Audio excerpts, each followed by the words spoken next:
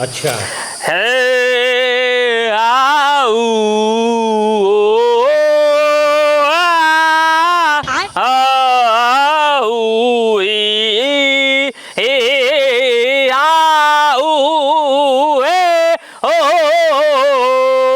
रे पगली तोरा प्यार में मर्दे चुप रहा। ठीक है।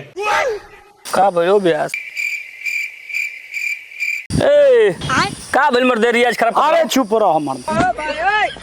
तो कह कि बगीचा में गाओ तरह कोनो सुनला है सुना। अच्छा का कोनो दिक्कत बा का? सुर संग्राम वाला ध के लेके चल जी यहाँ से।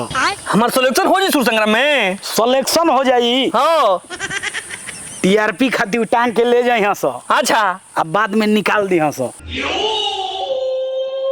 गाय के झाट भइल बना बड़ा के। अरे साला